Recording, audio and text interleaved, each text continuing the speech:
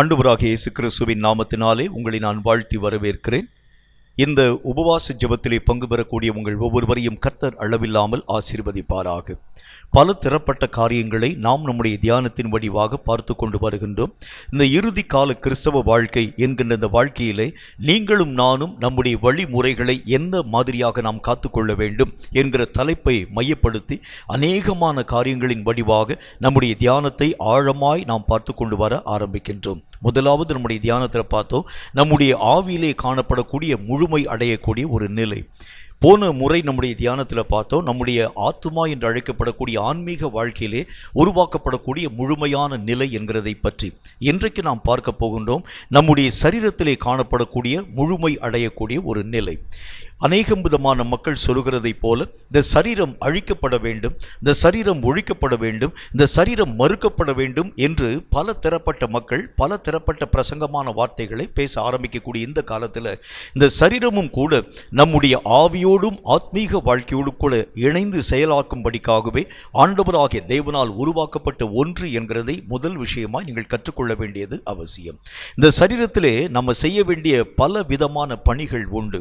இந்த பணிகளை நீங்கள் சரியாக ஆண்டவராக தேவனுக்கு பிரியமுள்ள ஒரு காரியமாக செயல்படுத்த ஆரம்பித்தால் தேவ ராஜ்யத்திலே பிரவேசிக்கக்கூடிய தடைகள் நீக்கப்பட்டவர்களாக நீங்களும் நானும் கடந்து போக முடியும் என்று ஆண்டவருடைய வேதம் நமக்கு சொல்ல ஆரம்பிக்கிறது. நிறைய நண்பர்கள் இப்படிப்பட்ட வார்த்தையை சொல்வாங்க, இந்த சரீரத்திற்கு எவ்வளவேனும் இடம் கொடுக்க கூடாது, இந்த சரீரத்தினுடைய செயல்கள் எல்லாம் முற்றிலும் அழிக்கப்பட வேண்டும். முற்றிலும் அழிக்கப்படக்கூடிய ஒரு நிலை அல்ல, இந்த சரீரம் சரியான விதத்தில் நம்முடைய ஆவிக்குரிய ரீதியிலே பயன்படுத்தப்பட ஆரம்பிக்கிறது உண்டானால் எந்த தடை கல்லும் நம்முடைய வாழ்க்கையிலே வருகிறது இல்லை. என்னுடைய நண்பன் அடிக்கடியாய் ஜெபிக்கிறது வழக்கம், என்னுடைய சரீரத்தை ஒண்ணுமில்லாம் அழிச்சிருங்க ஆண்டவரே, சரீரத்தை நிர்மூலமாக்கிவிடும் ஆண்டவரே, சரீரத்தினுடைய செயல்கள் மட்டுமல்ல என்னுடைய ஒட்டுமொத்த சரீரமும் நிர்மூலமாக்கப்பட வேண்டும். இல்லை, இந்த சரீரம் அழிக்கப்படும்படியாக ஆண்டவராகிய தேவனால் நம்முடைய வாழ்க்கையிலே கொடுக்கப்பட்டது அல்ல. இந்த சரீரம் தன்னுடைய பணிகளை சரியான விதத்தில் செயல்படுத்த ஆரம்பிக்கிறது உண்டானால் நித்திய ஜீவனை நீங்களும் நானும் தடையில்லாமல் பெற்றுக்கொள்ள முடியும். சரீரத்தினுடைய முழுமைக்கு முதல் காரணம் என்ன அப்படின்னு பார்த்தீங்கன்னா, வேதம் சொல்லக்கூடிய வார்த்தையின்படி பரிசுத்தம் நம்முடைய வாழ்க்கையினுடைய முக்கியமான அஸ்திபார நிலையாக காணப்பட வேண்டும் என்று கர்த்தருடைய வேதம் நமக்கு சொல்கிறது. வசனத்தை வாசிக்க கேளுங்கள். 1 தெசலோனிக்கேயரின் புத்தகம் 4வது அதிகாரம் 5வது வசனத்திலும் ரோமருக்கு எழுதப்பட்ட நிருபம் 12வது அதிகாரம் 1வது வசனத்திலும் வாசிக்கலாம். 1 தெசலோனிக்கேயர் 4:5 முதலாவது வாசிக்க கேளுங்கள். உங்களில் அவனவன் தன் சரீர பாண்டத்தை தன்னுடைய சரீர பாண்டத்தை பரிசுத்தமாகவும் கனமாகவும் ஆண்டு கொள்ளும்படி அறிந்து இந்த விஷயத்தில் ஒருவனும் மீறாமலும் தன்னுடைய சகோதரனை வஞ்சியாமலும் இருக்க வேண்டும். கர்த்தருடைய வசனம் என்ன சொல்லுது பாத்தீங்களா? நம்முடைய சரீரமான பாண்டத்தை நாம் பரிசுத்தமாய் காத்துக்கொள்ள வேண்டுமா? எந்த விதமான சகோதரர்களுக்கு முன்பதாக வஞ்சிக்கக்கூடிய நிலைகள் உருவாக்கப்படாத அளவிற்காக நம்முடைய சரீரமான பாண்டம் பரிசுத்தம் நிறைந்ததாய் காப்பாற்றப்பட வேண்டியது அவசியம். இன்னொரு வசனத்தை வாசிங்க. ரோமருக்கு எழுதப்பட்ட நிருபம் 12வது அதிகாரம் 1வது வசனம் என்ன சொல்கிறது என்று பாருங்கள். அப்படி இருக்க சகோதரரே நீங்கள் உங்களுடைய சரீரங்களை பரிசுத்தமும் தேவனுக்கு பிரியமுமான ஜீவ பலியாக ஒப்புக் கொடுக்க வேண்டும் என்று தேவனுடைய இரக்கங்களை முன்னிட்டு உங்களை வேண்டிக் கொள்ளுகிறேன். இதுவே நீங்கள் செய்யத்தக்க புத்தியுள்ள ஆராதனை. கர்த்தருடைய வேதம் என்ன வார்த்தையை சொல்கிறது? நம்முடைய சரீரத்தை ஆண்டவராகிய தேவனுக்கு முன்பதாய் பரிசுத்தமாய் நாம் ஒப்புக் கொடுக்க வேண்டும். ஏனென்றால் இந்த சரீரம் மண்ணிலே இருந்து உருவாக்கப்பட்டதினாலே மண்ணுக்குரிய காரியங்களை மெய்யாகவே ஆகர்ஷிக்கக்கூடிய அளவிற்கு, ஈர்க்கக்கூடிய அளவிற்கு இதனுடைய செயல்பாடுகள் எல்லாம் காணப்படுகிறதை கண்கூடாக நீங்களும் நானும் காண முடிகிறது. இந்த சரீரம் மாம்சத்துக்குரிய காரியங்களை அல்லது உலகத்துக்குரிய காரியங்களை அதிக தீவிரமாய் வாஞ்சிக்க துவங்க ஆரம்பிக்கிறதுனாலே இந்த சரீரம் சரியான கட்டுப்பாடுகளின் ஊடாக கடந்து போக ஆரம்பித்தால்தான் தேவனுக்கு ஏற்ற சரீரமாய் இந்த சரீரம் உருமாற்றம் அடைய பண்ணுகிறதை கண்கூடாக உங்களாலும் என்னாலும் பார்க்க முடியும். இப்போ இந்த சரீரத்திற்கு ஒரு பங்கை ஆண்டவராகிய தேவன் வைத்திருக்கிறார். இந்த சரீரத்திற்கு ஒரு பங்கு ஆவிக்குரிய வாழ்க்கையிலே காணப்படவில்லை என்று சொன்னால், உங்களையும் என்னையும் கர்த்தராகிய தேவன் உருவாக்கியிருக்கும் பொழுது ஆவியாகவும் ஆத்மாவாகவும் மட்டும் உருவாக்கியிருக்கலாம். ஆனா இந்த சரீரம் என்கிற இந்த பாண்டத்திற்குள்ளாக வைத்து ஆண்டவராக தேவன் உருவாக்கினுடைய நோக்கம் என்ன தெரியுமா? இந்த சரீரத்திற்கும் உங்களுடைய ஆன்மீக வாழ்க்கையிலே ஒரு பங்கு உண்டு. இந்த சரீரத்தினுடைய பரிசுத்தம் என்னென்ன வகையான காரியங்களை நம்முடைய வாழ்க்கையிலே உருவாக்குகிறது என்று சில விஷயங்களை நான் உங்களோடு கூட பேச ஆசைப்படுகின்றேன். முதலாவது காரியம், இந்த சரீரத்திலே வரக்கூடிய பரிசுத்தம் மற்ற எல்லா ஜனங்களுக்கு முன்பதாக உங்களை சாட்சி உள்ளவனாய் நிலைநிறுத்த துவங்க ஆரம்பித்து விடுகிறது. ஒரு மனுஷனுடைய வாழ்க்கையில எத்தனை தூரம் தன்னுடைய வாழ்க்கையிலே, ஆன்மீக வாழ்க்கையிலே தன்னுடைய ஆவிக்குரிய காரியங்களை பற்றி பேச ஆரம்பித்தாலும், தன்னுடைய சரீர பிரகாரமான சாட்சியின் வாழ்க்கையை குறித்து தான் எல்லா ஜனங்களுடைய கண்களும் ஆழமாய் நோக்கி பார்க்க துவங்க ஆரம்பிக்கிறது. நம்முடைய வாழ்க்கையில நாம் பேசுகிறோம், நல்ல மாதிரியான காரியங்களை பேசுகிறோம். ஆனால் நடைமுறை வாழ்க்கையிலே தேவன் விரும்பக்கூடிய நிலை நம்முடைய வாழ்க்கையிலே இல்லை என்று சொன்னால், உங்களுடைய செய்திகளை, உங்களுடைய வாக்கியங்களை எந்த மனிதனும் தன்னுடைய வாழ்க்கையிலே ஏற்றுக்கொள்ளப் போகிறது இல்லை. அப்ப கர்த்தருடைய வேதம் என்ன வார்த்தையை சொல்கிறது? சாட்சி நிறைந்த ஒரு வாழ்க்கை வாழ வேண்டும் என்று சொன்னால், சரீரத்திலே காணப்படக்கூடிய பரிசுத்த நிலை உங்களுக்கும் எனக்கும் வர வேண்டியது அவசியம். உங்களை பார்க்கக்கூடிய ஜனங்கள்லாம் சொல்லுவாங்க, இவன் கர்த்தருடைய மனிதன், இவன் கர்த்தருடைய பிள்ளை. அதனால தான் இந்த மாதிரியான தவறான வழிகளின் ஊடாக அவன் தன்னுடைய வாழ்க்கையிலே ஒரு நாளும் கடந்து வர போகிறதில்லை. இந்த மாதிரி தேவன் அருவருக்கக்கூடிய விஷயங்களிலே அவனுடைய கால்கள் மெய்யாகவே பதிய போகிறது இல்லை. அவன் துன்மார்க்கமான நிலைகளை அருவருக்கக்கூடிய ஒரு மனிதனாய் விளங்க ஆரம்பிப்பான். இப்படிப்பட்ட சாட்சிகள் தான் உங்களுடைய வாழ்க்கையிலும் என்னுடைய வாழ்க்கையிலும் அநேக மக்களை கர்த்தருடைய பட்சமாய் ஈர்க்கக்கூடிய நிலைகளிலே அந்த மக்களுடைய காரியங்கள் எல்லாவற்றுக்கும் முன் மாதிரியாய் விளங்க ஆரம்பித்து விடுகிறது. அப்ப இந்த சரீர பரிசுத்தம் எதற்காக நமக்கு அவசியம்? எல்லா ஜனங்களுடைய கண்களும் உங்களையும் என்னையும் பார்க்கும் பொழுது கர்த்தருடைய சாயலை நம்முடைய வாழ்க்கையிலே அவர்களால் பார்க்க முடிகிறது என்று ஆண்டவராகிய தேவன் நமக்கு சொல்லுகின்றார். இரண்டாவது காரியம், இந்த சரீர பரிசுத்தம் எதை நம்முடைய வாழ்க்கையிலே தருகிறது? ஆண்டவராகிய தேவனோடு கூட இணைக்கப்படக்கூடிய இணைப்பை, தேவனோடு கூட சேரக்கூடிய தகுதியினுடைய அடிப்படையை இந்த பரிசுத்தத்தின் மூலமாய் உங்களாலும் என்னாலும் பெற்றுக்கொள்ள முடியும். நம்முடைய ஆவி என்று அழைக்கப்படக்கூடிய நிலை ஆண்டவராகிய தேவனுடைய சுவாசமாய் வந்திருக்கிறது. நம்முடைய ஆத்மா என்று அழைக்கப்படக்கூடியது இந்த ஆவியினுடைய அறிவாகவே காணப்படுகிறது. ஆனால் மூன்றாவது தன்மையிலே இருந்து வந்தது, மண்ணிலே இருந்து உருவாக்கப்பட்டிருக்கிறது நம்முடைய சரீரம். இந்த சரீரத்தில் தான் நிறைய போராட்டங்கள், நிறைய பிரச்சனை.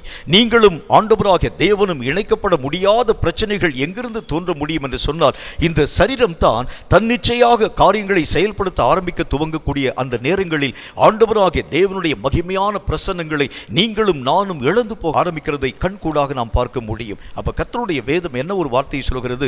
தேவனோடு கூட இணைக்கப்படக்கூடிய ஐக்கியத்தின் நிலைகளை பெற்றுக்கொள்ளக்கூடிய வழிமுறை எங்கிருந்து வர முடியும்? சரீரத்திலே வரக்கூடிய பரிசுத்த நிலைகளினால் உருவாக்கப்பட முடியும் என்று கர்த்தர் நமக்கு சொல்லுகின்றார். இன்னொரு முக்கியமான ஒரு விஷயத்தை நான் உங்களுக்கு சொல்ல வேண்டும். இந்த சரீரத்தை குறித்து நிறைய பேர் தப்பான அர்த்தங்களை பேச ஆரம்பிக்கிறாங்க. சரீரம் முற்றிலும் அழிக்கப்பட வேண்டும், முற்றிலும் ஒடுக்கப்பட வேண்டும், முற்றிலும் நிர்மூலமாக்கப்பட வேண்டும் என்கிற தலைப்பின் கீழ் நிறைய ஜனங்கள் பேசுகிறாங்க. ஆனால் நான் உங்களுக்கு சொல்லுகின்றேன், சரீரம் முற்றிலும் அழிக்கப்படக்கூடிய அந்த தன்மைகளுக்காக நீங்களும் நானும் ஜெபிக்காமல், சரீரம் முற்றிலும் நம்முடைய ஆவிக்கு அடிமையாய் மாற்றப்பட வேண்டும் என்று நீங்கள் ஜெபிக்க வேண்டியது அவசியம். இது ரொம்ப ஒரு முக்கியமான ஒரு நிலையை நம்முடைய வாழ்க்கையிலே உருவாக்க துவங்க ஆரம்பித்து விடுகிறது. ஏன் இந்த சரீரத்தினுடைய இணைப்பு ஆவியோடு கூட இணைக்கப்பட வேண்டிய அவசியம் நம்முடைய வாழ்க்கையிலே வர வேண்டியதனுடைய காரணம் என்ன? சில விஷயங்களை நான் உங்களுக்கு சொல்ல வேண்டியது அவசியம். ஆண்டவராகிய தேவன் பேசக்கூடிய காரியங்களை உங்கள் சரீரத்திலே நீங்கள் புரிந்து கொள்ள வேண்டும் என்று சொன்னால், ஆண்டவராகிய தேவன் ஆவியோடு கூட நம்மோடு கூட பேச ஆரம்பிக்கிறார். ஏனென்றால் கர்த்தர் ஆவியாக இருக்கிறதுனால அவர் நம்முடைய ஆவியோடு கூட அநேகம் காரியங்களை வெளிப்படுத்த ஆரம்பிக்கின்றார். ஆவியிலே பேசப்படக்கூடிய விஷயங்கள் உங்கள் சரீர அறிவுக்கு எட்ட ஆரம்பித்தால் மட்டும்தான் கர்த்தராகிய தேவன் பேசின குரலை ஜனங்களுக்கு முன்பதாக அறிவிக்க உங்களாலும் என்னாலும் ஆகும். மற்றபடி கர்த்தராகிய தேவன் பேசியிருக்கக்கூடிய குரலை ஆவியிலே நீங்கள் ஸ்டோர் பண்ணி வைத்துக் கொள்ள முடியுமே தவிர அதை மாம்சீக பிரகாரமாக மற்ற மக்களோடு கூட பகிர்ந்து கொள்ள நம்மால் முடிகிறது இல்லை. அப்ப இதுக்கு என்ன தேவை? நமக்கு நம்முடைய வாழ்க்கையிலே வர வேண்டியது அவசியம். இந்த ஆவியும் இந்த சரீரம் சரியான இணைப்பின் ஊடாக கடந்து போக ஆரம்பிக்கும் பொழுதுதான் ஆவி கற்றுக்கொள்ளக்கூடிய ஒவ்வொரு விஷயத்தையும் சரீரம் புரிந்து கொண்டு ஜனங்களுக்கு அந்த காரியங்களை வெளிக்கொண்டு அந்த காரியங்களை பேச துவங்க ஆரம்பிக்கிறதை பார்க்க முடியும். நிறைய சொப்பனங்களை நம்முடைய ஆவியில் நம்ம பார்க்கக்கூடிய நிலைகளை பார்க்க முடியும். இந்த மாதிரி சொப்பனங்கள் எல்லாம் சரீர பிரகாரமான காரியங்களிலே மறந்து போகக்கூடிய நிலைகளையும் நாம் நம்முடைய வாழ்க்கையிலே அனுபவித்திருக்க முடியும். அப்ப கர்த்தருடைய வேதம் சொல்கிறது, ஆண்டவர் பேசும் ஒவ்வொரு விஷயத்தையும், ஆண்டவர் நம்மோடு கூட அறிவுறுத்தும் ஒவ்வொரு காரியத்தையும் உங்கள் சரீரத்திலே நீங்கள் புரிந்து கொள்ள வேண்டும் என்றால் இந்த ஆவியும் சரீரமும் சரியான விதத்தில் இணைக்கப்பட வேண்டியது அவசியம் என்று கர்த்தருடைய வேதம் நமக்கு சொல்ல ஆரம்பிக்கிறது. இதுக்கு நல்ல ஒரு எக்ஸாம்பிள் சொல்றேன், அப்பதான் உங்களுக்கு நல்லா புரியும் பாருங்க. ஆண்டவராகிய தேவன் நேபுகாத்நேச்சார் என்கின்ற மனுஷனுக்கு ஒரு பெரிய ஒரு சொப்பனம் ஒன்றை காண்பித்தார். அந்த சொப்பனத்தை கண்டு நேபுகாத்நேச்சாருடைய மனம் கலங்கி போயிற்று. நேபுகாத்நேச்சார் புலம்ப துவங்க ஆரம்பித்தார். அவன் கண்ட அந்த மகா பெரிய தரிசனம், அந்த தரிசனத்தினுடைய விளக்கம் அவனுக்கு தெரியல, அந்த தரிசனத்தினுடைய காரியம் அவனுக்கு தெரியல, அவைகளுடைய எல்லா விதமான நிலைகளை அறிய முடியல. அவன் கண்ட அந்த சொப்பனத்தை எழுந்த பொழுது அந்த மனிதன் மறந்து போய்விட்டான். உடனே இருக்கக்கூடிய எல்லா ஜனங்களையும், குறி சொல்லக்கூடிய மக்களையும், கல்தைய மக்களையும், எல்லா ஜோதிடர்களையும் வரவழைத்து, ஆண்டவராகிய தேவன் எனக்கு ஒரு பெரிய ஒரு சொப்பனம் ஒன்றை காண்பித்தார், என்னுடைய கண்களுக்கு முன்பதாக பெரிய ஒரு தரிசனம் ஒன்றை, அதாவது எனக்கு முன்பதாக நான் இந்த ஒரு காரியத்தை அனுபவிக்க முடிந்தது. இந்த சொப்பனத்தையும் இதனுடைய விளக்கத்தையும் எவன் ஒருவன் சொல்லுகிறானோ அவன் இந்த நாட்டிலே மகா பெரிய உன்னதமான நிலைகளின் ஊடாக அழைத்து கொண்டு போகப்படுவான் என்கின்ற ஒரு சட்டத்தை இயற்றினான். எல்லா ஜனங்களும் பயந்து போயிட்டாங்க, யாருனாலையும் சொல்ல முடியல. ஆண்டவராகிய தேவனால் அபிஷேகம் பண்ணப்பட்ட தானியேல் என்கின்ற மனிதன் வந்தான். வந்த மாத்திரத்தில் அவன் கண்ட சொப்பனத்தையும் இந்த மனிதனுடைய கண்கள் கண்டு அவைகளை மாம்சத்தினாலே புரிந்து கொண்டு இந்த ராஜாவோடு கூட அந்த வார்த்தைகளை தெளிவாய் பேசுகிறதை கண்கூடாக கர்த்தருடைய வசனத்தில் பார்க்க முடியும். ஒரு மனிதன் கண்ட அந்த சொப்பனம் மறந்து போகக்கூடிய நிலை, ஆவியிலே பதிந்திருக்கக்கூடிய ஒரு நிலை, இவைகளை வெளிப்படுத்தி ஜனங்களோடு கூட பேசக்கூடிய நிலை, ஆவியும் சரீரமும் இணைக்கப்பட்டிருக்கக்கூடிய ஒரு நிலை. நான் சொல்றது உங்களுக்கு புரியும் நினைக்கிறேன். இந்த மாதிரியான இணைக்கப்பட்டிருக்கக்கூடிய இணைப்பு நம்முடைய வாழ்க்கையிலே வர ஆரம்பிக்கும் பொழுதுதான் தேவன் பேசும் ஒவ்வொரு விஷயத்தையும் உங்கள் மாம்ச அறிவினாலே புரிந்து கொள்ள முடியும். மாம்ச அறிவினாலே புரிந்து கொள்ள ஆரம்பிக்கும் பொழுதுதான் மாம்சீகமான அநேக விதமான காரியங்களை உங்களாலும் என்னாலும் செயல்படுத்த முடியும். இப்போ உதாரணமாக சபையை பற்றி, நம்ம ஊழியங்களை பற்றி கர்த்தராகிய தேவன் ஏதாகிலும் ஒரு காரியங்களை பேசியிருக்கிறார் என்று வைத்துக் கொள்ளுங்கள். ஆண்டவராகிய தேவன் சொல்லி இருக்கின்றார், இந்த ஊழியத்தில் சில நபர்கள் ஓநாய்களை போல வரப்போறாங்க, அநேகம் விதமான மந்தைகளை சிதற பண்ணக்கூடிய காரியங்களை உருவாக்க போறாங்க, நீங்கள் அவர்களை எந்த விதமான பேதகமும் இல்லாமல் ஏற்றுக்கொள்ள போறீங்க. இப்படி ஏற்றுக்கொள்ள போகக்கூடிய அந்த காரியத்தை நிமித்தம் சபையே சிதறண்டு போகக்கூடிய நிலைகளை நீங்கள் பார்க்க போகிறீர்கள். கர்த்தராகிய தேவன் தரிசனத்தில் நம்முடைய ஆவியில காமிச்சிட்டார். இது நம்முடைய சரீரத்திற்கு புரிய வேண்டும். சரீரத்திற்கு புரிஞ்சாதான் சபையிலே காணப்படக்கூடிய மக்களை எச்சரிக்க உன்னாலும் என்னாலும் ஆகும்.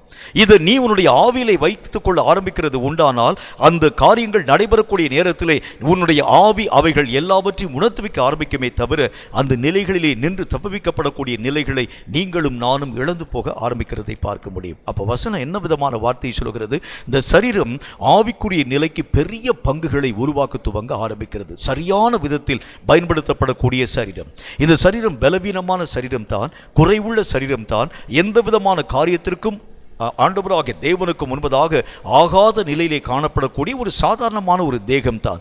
என்றாலும் கூட இந்த சரீரம் கர்த்தராகிய தேவனுக்கு ஏற்ற வண்ணமாய் பயன்படுத்தப்பட ஆரம்பித்தால் இந்த சரீரத்தின் மூலம் ஆண்டவருடைய நாமத்தை மகிமைப்படுத்த உங்களாலும் என்னாலும் ஆகும் என்று கர்த்தருடைய வேதம் நமக்கு சொல்ல ஆரம்பிக்கிறது. இந்த கர்த்தருடைய வேத புஸ்தகத்தில் இந்த சரீரம் ஆண்டவராகிய தேவனுடைய நாமத்தினாலே ஆவியோடு கூட இணைக்கப்பட வேண்டும் என்றால் சரீரத்திலே காணப்படக்கூடிய சில சுபாவங்கள் மெய்யாகவே அடக்கப்பட வேண்டியது அவசியம். இந்த சரீரத்தை சும்மா நீங்க அப்படி விடுகிறது அல்ல. இதில் காணப்படக்கூடிய தேவையற்ற சகல விதமான கிளைகளை நீங்கள் நறுக்கி, களைகளை நீங்கள் பிடுங்கி, இந்த சரீரம் பரிசுத்தமாக ஆண்டவராகிய தேவனுடைய ஆவியினால் ஏவப்படக்கூடிய நிலைகளை புரிந்து கொள்ளக்கூடிய அளவிற்கு பக்குவம் வாய்ந்ததாக காணப்பட ஆரம்பித்தால் தான் இந்த சரீரம் அதற்குரிய காரியங்களை செயல்படுத்தக்கூடியதாய் விளங்குகிறதை பார்க்க முடியும். இதற்கு நல்ல ஒரே ஒரு எக்ஸாம்பிள் சொல்லிட்டு செய்திக்குள்ளாக நான் உங்களை அழைத்து கொண்டு போகின்றேன். பெரிய ஹார்ஸ் ரைடிங் நீங்கள் பார்த்துருக்க முடியும். குதிரை வண்டியில் பூட்டியிருக்கக்கூடிய குதிரைகளை பார்த்துருக்க முடியும். இந்த குதிரைகளுக்கு ஒரே ஒரு சுபாவம் ஒன்று உண்டு. இந்த குதிரைகள் அந்த குதிரை வண்டியிலே நீங்கள் அந்த குதிரையை பூட்டி கொண்டு வண்டியை நீங்கள் ஓட்டி கொண்டு போகக்கூடிய நேரத்தில் இந்த குதிரையினுடைய கண்கள் எங்கே போகிறதோ அந்த எஜமான் மேலே உட்கார்ந்து என்ன அடி அடித்து இந்த வழியாத்தான் போக வேண்டும் என்று சொல்லி அந்த குதிரையை அவன் திசை திரும்ப ஆரம்பித்தாலும் அந்த குதிரை அது தன் இஷ்டப்படியே ஓட ஆரம்பிக்கிறதை பார்க்க முடியும். அதுக்கு தான் அவங்க என்ன செய்வாங்க, இந்த கண்களுக்கு மறைவான ஒரு காரியம் ஒன்று போட்டு வச்சிருப்பாங்க. வேற எதையும் பார்க்காத அளவிற்கு பக்கத்தில் ஏதாச்சும் ஒரே ஒரு புல்லுக்கட்டு தூக்கிட்டு போறான்னு வச்சுங்களேன், அந்த போகக்கூடிய பாதையை விட்டுட்டு அந்த புல்லை நோக்கி கடந்து போக ஆரம்பிச்சிடும். எஜமான் வந்து கத்தி அடி அடின்னு சொல்லி அடிக்க ஆரம்பித்தாலும் கூட தன்னுடைய இஷ்டத்தின்படி போகக்கூடிய குதிரைகளை மடக்க வேண்டும் என்று சொன்னால் ஒரே ஒரு காரியத்தை அவர்கள் செயல்படுத்துகிறது வரைக்கும் 2 கண்களுக்கும் ஒரு திரையை போல ஒரு மூடியை போட்டு வச்சிருப்பாங்க. இந்த மூடியின் நிமித்தமாக இந்த குதிரை அக்கம் பக்கத்திலே காணப்படக்கூடிய எந்த விஷயத்தையும் பாராமல் நேர் வழியை மட்டும் அந்த குதிரையினுடைய கண்கள் நோக்கக்கூடிய அளவிற்காக இவைகள் உருவாக்கப்பட்டிருக்கிறதை நாம் மெய்யாகவே அறிய முடியும். இப்ப கர்த்தர் என்ன சொல்லுகின்றார், நம்முடைய மாம்சமும் கூட தன்னிச்சைப்படியே ஓடக்கூடிய நிலைகளை மெய்யாகவே உள்ளடக்கக்கூடிய ஒரு தன்மை வாய்ந்தது. இந்த மாம்சம் சரிவர இயக்கப்பட வேண்டும் என்றால் சில காரியங்கள் இந்த மாம்சத்தின் நிலைகளை தாண்டி கடந்து போக வேண்டியது அவசியம். கொஞ்சம் ஆழமான விதமாக நான் பேசுகிறேன், கொஞ்சம் நீங்க டீப்பா நீங்க கவனிக்க வேண்டும் என்று நான் உங்களை அன்போடு கூட கேட்டுக்கொள்கிறேன். இந்த மாம்சம் ஆண்டவராக தேவனுக்கு ஏற்ற வண்ணமாய் இயக்கப்படக்கூடிய மாம்சமாய் மாற்றப்பட வேண்டும் என்றால் மாம்சத்தில் அடக்கப்படக்கூடிய சில நிலைகளை நீங்களும் நானும் கட்டாயம் புரிந்து கொள்ள வேண்டும். முதல் நிலையை குறித்து வேதம் என்ன சொல்கிறது பாருங்கள். 2 கொரிந்தியரின் புஸ்தகம் 1வது அதிகாரம் 12வது வசனம் இந்த வார்த்தையை சொல்கிறது. 2 கொரிந்தியர் 1வது அதிகாரம் 12வது வசனத்தை சற்று ஆழமாய் வாசிக்க கேளுங்கள். மாம்சத்திற்கேற்ற ஞானத்தோடே நடவாமல், மாம்சத்திற்கு ஏற்ற ஞானத்தோடே நடவாமல், தேவனுடைய கிருபையினால், தேவனுடைய கிருபைகளினால் நாங்கள் உலகத்திலேயும் விசேஷமாக உங்களிடத்திலேயும் கபடமில்லாமல் திவ்ய உண்மையோடே நடந்தோம் என்று எங்கள் மனது எங்களுக்கு சொல்லும் சாட்சியே, சொல்லக்கூடிய சாட்சியே எங்கள் புகழ்ச்சியாய் இருக்கிறது. எப்படி பேசுறாங்க பாருங்க. இந்த மாம்ச ஞானம் வர ஆரம்பிக்கிறது உண்டானால் திவ்யமான உண்மைகளை நாம் இழந்து போக ஆரம்பிச்சிருவோம். அந்த கர்த்தருடைய வேத வாக்கியங்கள் நமக்கு சொல்கிறதை போல ஒரு மனுஷனுடைய வாழ்க்கையிலே இந்த மாம்சீகமான ஞானம் அது அதீதமாய் செயலாற்றப்பட ஆரம்பிக்கிறது உண்டானால் ஆவிக்குரிய நிலைகளை எவ்வளவேனும் அவைகள் புரிந்து கொள்ள விடாத அளவிற்கான கிரியைகளை உருவாக்க ஆரம்பிக்கிறதை பார்க்க முடியும். ஆண்டவருடைய வேதம் நமக்கு சொல்கிறதை போல இந்த மாம்சீகமான நிலைகள் முதலாக நம்முடைய வாழ்க்கையிலே வர ஆரம்பிக்கும் பொழுது ஆண்டவராகிய தேவனுடைய வெளிப்பாடுகளை முதலாக இந்த மாம்ச பிரகாரமாகவே நீங்களும் நானும் ஆசரிக்க ஆரம்பிக்கிறதை பார்க்க முடியும். எந்த காரியமாய் காணப்பட ஆரம்பித்தாலும் ஒரு ஆவிக்குரிய விஷயத்தை கர்த்தராகிய தேவன் வெளிப்படுத்துகிறார் என்று வைத்துக் கொள்ளுங்கள். முதல் அணுகுமுறை எங்கிருந்து வர ஆரம்பிக்கும்? உங்களுடைய மாம்சம்தான் முதல் காரியத்தை அவைகள் மேல் மெய்யாகவே கண்ணோக்கி பார்க்கிறதை பார்க்க முடியும். அவைகளை என்ன விதமாக நாம் செயல்படுத்த ஆரம்பித்தால் நல்ல முறையில் அதற்குரிய ஈல்டிங்கை நான் பெற்றுக்கொள்ள முடியும். இந்த மாம்சம் கால்குலேஷன் போட ஆரம்பிக்கிறத பார்க்க முடியும். ஆண்டவருடைய வேதம் சொல்கிறது இந்த மாம்சத்தினுடைய நிலைகள் என்கிறது வேறு, ஆவியினுடைய நிலைகள் என்கிறது வேறு. முதல் நீங்க நல்லா புரிந்து கொள்ள வேண்டியது அவசியம். நல்ல ஒரு உதாரணம் உங்களுக்கு சொல்கிறேன் பாருங்கள், அப்போ தான் இதனுடைய விளக்கத்தை நாம் தெளிவான விதத்திலே கண்டுகொள்ள முடியும். இப்போ ஏதாச்சும் ஒரு பொருள் நீங்கள் வாங்குகிறீர்கள் என்று வைத்துக் கொள்ளுங்கள். நல்ல ஒரு எலக்ட்ரானிக் குட்ஸ் வாங்குறீங்கன்னு வச்சுக்கோங்களேன். அந்த குட்ஸை எப்படி இயக்க வேண்டும் என்பதற்காக சில பேம்ப்ளெட்டை வந்து உள்ளே வச்சுருப்பாங்க. ஆனால் வாங்கின உடனே அந்த குட்ஸை பற்றி நமக்கு ஒன்றுமே தெரியாமல் இருக்கக்கூடிய நேரத்தில் கூட அதில் எழுதப்பட்டிருக்கக்கூடிய காரியங்களை வாசிக்கிறதற்கு முன்பதாக நீங்களும் நானும் இயக்க வேண்டும் என்கின்ற விஷயத்திலே தீவிர கதியாய் காண்பிக்கக்கூடிய அந்த நிலைகளுக்கு பேர் தான் மாம்ச ஞானம்னு சொல்கிறேன். ஆண்டவராகிய தேவன் ஒரு காரியத்தை நம்மோடு கூட வெளிப்படுத்த ஆரம்பிக்கிறது உண்டானால் அதனுடைய திட்டங்களை, தீர்வுகளை கர்த்தர் நம்மோடு கூட நிச்சயமான விதத்தில் வெளிப்படுத்த துவங்க ஆரம்பிக்கிறதை பார்க்க முடியும். ஆனால் இந்த மாம்சம் அந்த வெளிப்பாடுகள் வருகிறதற்கு முன்பதாகவே முந்திக் கொண்டு தானாகவே இயக்கத்தின் ஊடாக கடந்து போகிறதை பார்க்க முடியும். ஆண்டவராகிய இயேசுனுடைய வாழ்க்கை இதற்கு நல்ல ஒரு உதாரணம். இந்த இயேசுனுடைய வாழ்க்கைக்கு முன்பதாக அநேகமான மாம்ச பிரகாரமான காரியங்கள் அவருக்கு முன்பதாக கொட்டப்பட ஆரம்பிக்கிறதை பார்க்க முடியும். சீஷர்கள் பேசுறாங்க, பக்கத்தில் இருக்கக்கூடிய ஆட்கள் பேசுறாங்க, அவரோடு கூட நெருக்கமாக இருக்கக்கூடிய ஜனங்கள் பேசுறாங்க. மாம்சீக பிரகாரமான நம்முடைய முயற்சிகள் எல்லா விதமான காரியங்களின் ஊடாக கடந்து போக வேண்டியது அவசியம். ஆனால் இயேசு எங்கும் அங்கும் விலகாமல் போனதற்கு காரணம் என்ன? ஆண்டவராகிய தேவனுடைய சமூகத்திலிருந்து வரவேண்டிய தன்மைகள் வர வேண்டுமே தவிர அவைகளை தாண்டி நானாக சுய பலத்தினால் எந்த விதமான யோசனைகளின் ஊடாக கடந்து போகக்கூடாது. இந்த விஷயத்தில் இயேசு தீர்க்கம் நிறைந்தவராய் காணப்பட ஆரம்பித்ததினாலே தன்னுடைய வாழ்க்கையின் ஒவ்வொரு நிலைகளையும் ஜெயிக்கக்கூடியவராய் விளங்க ஆரம்பிக்கிறதை பார்க்க முடியும். இந்த மாம்சம் என்னென்ன விதமான காரியங்களை உருவாக்குகிறது?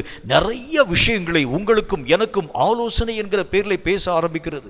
இந்த மாம்சத்திலே வரக்கூடிய ஆலோசனைகளின் ஊடாக ஒரு மனிதன் கடந்து போக ஆரம்பிக்கிறது உண்டானால் ஆவிக்குரிய ஓட்டத்தின் இறுதியை எட்ட அவனால் ஆகிறதே இல்லை. நிறைய பேர் ஆவிக்குரிய காரியங்களிலே துவங்கி மாம்சீகமான தன்மைகளிலே விழுந்து போன அநேக மக்களுடைய காரியங்களை உங்களாலும் என்னாலும் பார்க்க முடியும். கர்த்தருடைய வேதம் என்ன விதமான வார்த்தையை நமக்கு சொல்கிறது? இந்த ஆவிக்குரிய ரீதியான காரியங்களின் அடிப்படையிலே நீங்களும் நானும் இயங்குகிறதற்கு முன்பதாக தடை சுவராய் நிற்கக்கூடிய இந்த மாம்ச ஞானம் முதல் காரியம் அடக்கி ஆளப்பட வேண்டியது அவசியம். ஏன் இந்த மாம்ச ஞானம் அடக்கி ஆளப்பட வேண்டும் அப்படின்னு சொல்லி கேட்டீங்கன்னா, கர்த்தருடைய வேதம் என்ன விதமான வார்த்தையை சொல்கிறது? கொலோசேயருக்கு எழுதப்பட்ட நிருபம் 2வது அதிகாரம் 8வது வசனம் இந்த வார்த்தையை நமக்கு சொல்கிறது. கொலோசேயர் 2வது அதிகாரம் 8வது வசனத்தை சற்று நிதானமாய் வாசிக்க கேளுங்கள். லௌகீக ஞானத்தினாலும் மாயமான தந்திரங்களினாலும் ஒருவனும் உங்களை கொள்ளை கொண்டு போய்விடாதபடிக்கு எச்சரிக்கையாயிருங்கள். அது மனுஷர்களின் பாரம்பரிய நியாயத்தையும் மனுஷர்களுடைய பாரம்பரியமான நியாயத்தையும் உலக வழிபாடுகளையும் பற்றினதே அல்லாமல் கிறிஸ்துவை பற்றினது அல்ல. இப்ப கர்த்தருடைய வேதம் என்ன சொல்லுது பாருங்க. ஒரு மனுஷனுடைய மாம்ச ஞானம், லௌகீக ஞானம், உலகத்திலே வரக்கூடிய அனுபவமான அறிவுகள் உங்களுக்கும் எனக்கும் மெய்யாகவே காணப்பட ஆரம்பிக்கிறது உண்டானால் ஆவிக்குரிய வாழ்க்கையிலே நீங்களும் நானும் நிலையாக நிற்க முடிகிறது இல்லை. அவைகள் எல்லாம் ஆண்டவராக தேவனால் உருவாக்கப்பட்டவை அல்ல. அந்த வசனத்தில் என்ன விதமான வார்த்தையை சொல்றாங்க? அவைகள் எல்லாம் கர்த்தராக தேவனால் தோற்றுவிக்கப்பட்டவை அல்லவே அல்ல. அவைகளை கொண்டு உங்களாலும் என்னாலும் எந்த விதமான காரியத்தையும் சாதிக்க முடிகிறது இல்லை. இந்த மாம்ச ஞானம் அனுபவ அறிவுகள் வாய்ந்ததா இருக்கிறதுனால தன்னுடைய அனுபவம் சார்ந்த அநேகம் ஆலோசனைகளை உங்களோடும் என்னோடும் பேச துவங்க ஆரம்பிக்கிறதை பார்க்க முடியும். கர்த்தருடைய வேதம் சொல்கிறது, மாம்சம் பேசக்கூடிய வார்த்தைகளை கேட்ட அநேகம் ஆவிக்குரிய நிலைகளிலே நின்று தள்ளுண்டு போகக்கூடிய காரியங்களின் ஊடாக கடந்து போனதை வேதம் நமக்கு திட்டமும் தீர்க்கமான விதத்திலே பேசுகிறதை நாம் பார்க்க முடியும். ஆண்டவராகிய தேவனால் அபிஷேகம் பண்ணப்பட்ட பேதுருவின் ஐக்கியத்திலே காணப்பட்டிருக்கக்கூடிய அனனியா சப்பீராள் மாம்சத்தினுடைய சகல விதமான அனுசரணையின் ஊடாக அவர்கள் கடந்து போக ஆரம்பித்ததினாலே எல்லா ஜனங்களுக்கு முன்பதாக தங்கள் ஜீவனை விட்டு போக ஆரம்பிக்கிறதை உங்களாலும் என்னாலும் வாசிக்க முடிந்ததை கர்த்தருடைய வேதம் சொல்கிறதை போல இந்த மாம்ச ஞானம் உங்கள் வாழ்க்கையிலே அடக்கப்படாது இருக்கக்கூடிய வரைக்கும் ஆவிக்குரிய நிலைகளின் ஊடாக கடந்து போகிறது நம்மால் ஆகிறது இல்லை. ஏன் இந்த மாம்ச ஞானம் அடக்கப்பட வேண்டும்? கர்த்தருடைய வேதம் என்ன வார்த்தை சொல்கிறது என்று பாருங்கள். 1 கொரிந்தியரின் புஸ்தகம் 1வது அதிகாரம் 21வது வசனம் இந்த வார்த்தையை சொல்கிறது. 1 கொரிந்தியர் 1:21 என்ன சொல்கிறது பாருங்கள். எப்படியெனில் தேவ ஞானத்துக்கேற்றபடி, தேவனுடைய ஞானத்திற்கு ஏற்றபடி உலகமானது சுய ஞானத்தினாலே, இந்த வசனம் என்ன போட்டிருக்கு? தேவனுடைய ஞானத்திற்கு ஏற்றபடி உலகமானது சுய ஞானத்தினாலே தேவனை அறியாதிருக்கையில், ஒரு மனுஷனுடைய வாழ்க்கையிலே சுய ஞானத்தினால் தேவனை ஒரு நாளும் அறிய முடிகிறது இல்லை. ஆண்டவராகிய தேவனுடைய விருப்பம் என்ன? நீங்களும் நானும் கர்த்தராகிய தேவனை எல்லா காலத்திலும் அறிய வேண்டும். நிறைய இன்றைக்கு காணப்படக்கூடிய ஊழியர்களிலே அநேக விதமான மக்கள், ரட்சிக்கப்பட்டோம் என்று சொல்லக்கூடிய அநேக விதமான மக்கள் கர்த்தராகிய தேவனுடைய காரியங்களை அறியாமல் தங்கள் மனம் போன போக்கின்படியே ஊழியங்களை செய்து கொண்டு வருகிறதை பார்க்கிறோம். இயேசுதான் நம்முடைய வாழ்க்கையினுடைய முன்னோடி, இயேசுதான் நம்முடைய வாழ்க்கையினுடைய ஃபோரன்னர். ஆண்டவராகிய இயேசு கிறிஸ்து இந்த உலகத்திலே ஊழியங்களை துவங்கக்கூடிய அந்த காலங்களை பாருங்கள். தன் பிதாவாகிய தேவனை அறிந்தவராகவே ஊழியத்தின் ஊடாக கடந்து போக ஆரம்பிக்கிறதை பார்க்க முடியும். இன்னைக்கு வந்திருக்கக்கூடிய நிறைய ஊழியர்களை நீங்களும் நானும் பார்க்க ஆரம்பிக்கிறது உண்டானால் தேவனுடைய காரியம் தெரியாது, தேவனுடைய வெளிப்பாடு தெரியாது, தேவனுடைய தரிசனம் தெரியாது, தேவனுடைய சொப்பனங்கள் தெரியாது, தேவனுடைய ஆவிக்குரிய அனுபவங்கள் தெரியாது. என்றாலும் கூட கர்த்தராகிய தேவனுடைய வார்த்தைகளை தங்கள் மனம் போன போக்கின்படியே பேசக்கூடிய ஊழியர்கள் உண்டு. அன்றைக்கு ஆண்டவராகிய தேவன் பேசின ஊழியத்திற்கும் மற்ற எல்லா விதமான மக்கள் பேசின ஊழியத்திற்கும் என்ன வித்தியாசத்தை பார்க்க முடிந்தது? அன்றைக்கு காணப்பட்டிருக்கக்கூடிய அநேகம் பரிசேய சதுசேய மக்கள் ஆண்டவராகிய தேவனுடைய வார்த்தைகளை கேட்டு ஆச்சரியமடைய துவங்க ஆரம்பிச்சாங்க. அதற்கு என்ன காரணம்? இவன் படிக்காதவனாய் காணப்பட ஆரம்பித்தாலும் இவனுடைய வார்த்தைகள் எல்லாம் வல்லமை உள்ளதாய் சாரம் உள்ளதாய் காணப்படுகிறதே. அவர்கள் கண்டு ஆச்சரியமடைந்ததற்கு காரணம் என்ன? ஒரே ஒரு விஷயம்தான். ஆண்டவராகிய இயேசு கிறிஸ்து தேவனாகிய கர்த்தரால் போதிக்கப்பட்டு தேவனாகிய கர்த்தரால் நடத்தப்பட்டு வந்தவர். இவர்களோ மாம்சீக பிரகாரமாக கர்த்தராகிய தேவனுடைய காரியங்களை தியானித்து வந்தவர்கள். அதுதான் வித்தியாசம். அப்போ இந்த உலகத்தில் இந்த கடைசி காலத்தில் நீங்களும் நானும் வல்லமையான காரியங்களை சாதிக்கக்கூடிய ஒரு மக்களாய் விளங்க வேண்டும் என்றால் உலக ஞானம் முதல் காரியம் அடக்கி ஆளப்பட வேண்டியது அவசியம். ஆண்டவராகிய தேவனை அறிய விடாமல் தடுக்கக்கூடிய உலக ஞானம், கர்த்தராகிய தேவனுடைய சித்தத்தை முதல் காரியம் நீங்கள் நல்ல முறையில் நீங்கள் ஒவ்வொருவரும் ஆழமாய் கற்றுக்கொள்ள வேண்டியது அவசியம். கர்த்தருடைய சித்தம் என்னன்னு பாருங்க. அப்போஸ்தலர் நடபடிகள் 17வது அதிகாரம் 27வது வசனம் இந்த வார்த்தையை சொல்கிறது. அப்போஸ்தலர் 17:27 சற்று நிதானமாய் வாசிக்க கேளுங்கள். அது என்ன வார்த்தை சொல்கிறது என்று பாருங்கள். கர்த்தராகிய தம்மை அவர்கள் தடவியாகிலும் கண்டுபிடிக்கத்தக்கதாக தம்மை அவர்கள் தேடும்படிக்கு அப்படி அவர் செய்தார். அவர் நம்மிலே ஒருவருக்கும் தூரமானவர் அல்லவே. எப்படி சொல்றாரு பாத்தீங்களா? கர்த்தராகிய தேவனை தடவியாகிலும் என் ஜனங்கள் கண்டுகொள்ள வேண்டும். ஆனால் இந்த உலக ஞானம் உங்களையும் என்னையும் கர்த்தராகிய தேவனை அறியக்கூடிய அறிவை அடைந்து விடாது இருக்கக்கூடிய அளவிற்கான காரியங்களை உருவாக்க ஆரம்பித்து விடுகிறது. கர்த்தராகிய தேவனை அறியத்தான் அவருக்குள் காணப்படக்கூடிய பொக்கிஷங்கள், மறைவான காரியங்களை நீங்களும் நானும் வெளிப்படுத்தக்கூடிய கடைசி கால வல்லமையான ஊழியத்தை செய்யக்கூடிய மக்களாய் விளங்க முடியும். மற்றபடி உங்களாலும் என்னாலும் இந்த காரியங்களை சாதிக்க முடிகிறது இல்லை. பிரியமானவனே, ஆண்டவருடைய வேதம் என்ன விதமான வார்த்தையை நமக்கு சொல்கிறது? ஒரு மனுஷன் இந்த உலக ஞானத்தை, மாம்சீக ஞானத்தை அடக்கியாளாது இருக்கிறது உண்டானால் தேவனுடைய மகிமைகளை அவன் தன் வாழ்க்கையிலே ஒரு நாளும் கண்டுகொள்ள முடிகிறது இல்லை. காணாதிருந்து அநேக விதமான காரியங்களை சொல்லக்கூடிய வார்த்தைகளை அல்ல, கண்டு வார்த்தைகளை பேசக்கூடிய மக்களைத்தான் ஜனங்கள் இந்த கடைசி நாட்களில் ஏற்கும்படி மனமாய் காணப்பட ஆரம்பிக்கிறாங்க. கேட்கும் கர்த்தருடைய பிள்ளையே, மாம்சத்திலே வரக்கூடிய முதல் சுத்திகரிப்பு, மாம்சத்திலே வரக்கூடிய முதல் பரிசுத்தமாகக்கூடிய நிலை எங்கே வர வேண்டும்? மாம்ச ஞானத்துக்கு அடுத்த தன்மைகளிலே முதல் சுத்திகரிப்பு உனக்குள்ளும் எனக்குள்ளும் வர வேண்டும் என்று கர்த்தருடைய வேதம் நமக்கு சொல்ல ஆரம்பிக்கிறது. இரண்டாவது ஒரு முக்கியமான ஒரு காரியத்தை நாம் பார்க்க போகின்றோம். கர்த்தருடைய வேதம் என்ன சொல்கிறது என்று பாருங்கள். 2 கொரிந்தியரின் புஸ்தகம் 10வது அதிகாரம் 3வது வசனம் இந்த வார்த்தையை நமக்கு சொல்கிறது. 2 கொரிந்தியர் 10வது அதிகாரம் 3வது வசனத்தை சற்று நிதானமாய் வாசிக்க கேளுங்கள். நாங்கள் மாம்சத்தில் நடக்கிறவர்களாயிருந்தும், நாங்கள் மாம்சத்திலே நடக்கக்கூடியவர்களாயிருந்தும், மாம்சத்தின்படி போர் செய்கிறவர்கள் அல்ல. மாம்சத்தின்படி நாங்கள் போர் செய்யக்கூடிய மக்கள் அல்ல. எப்படி சொல்றாரு? மாம்சத்துல தான் நாங்கள் நடக்கிறோம். எங்களுடைய எல்லா விதமான வழிமுறைகளும் மாம்சத்தினுடைய காரியங்களை ஒத்ததாகவே காணப்பட ஆரம்பிக்கிறது. ஆனாலும் கூட ஆவிக்குரிய நிலை என்று வரும் பொழுது நாங்கள் மாம்சத்திலே போர் செய்யக்கூடிய மக்களாய் எங்களை நாங்கள் காண்பிக்கிறது இல்லை. ஆவிக்குரிய நிலையிலே ஒரு மனிதன் கடந்து வர ஆரம்பிக்கிறது உண்டானால் மாம்சத்திலே காணப்படும் எல்லா நிலைகளையும் அவன் தன் வாழ்க்கையிலே புறக்கணிக்க வேண்டியது அவசியம். இந்த மாம்சம் தன்னுடைய பலம் சார்ந்த காரியங்களை நிரூபிக்கும்படியாக உன்னையும் என்னையும் மாம்சத்திலே இயக்க துவங்க ஆரம்பிக்கிறதை பார்க்க முடியும். இந்த மாம்சம் என்ன விதமான காரியங்களை சொல்ல ஆரம்பிக்கிறது? சில நேரங்களில் கர்த்தராகிய தேவன் நமக்கு சொல்லுவார், இந்த நேரம் நீயும் நானும் எழும்பாமல் அப்படியே அமர்ந்திருக்கக்கூடிய ஒரு நேரம்.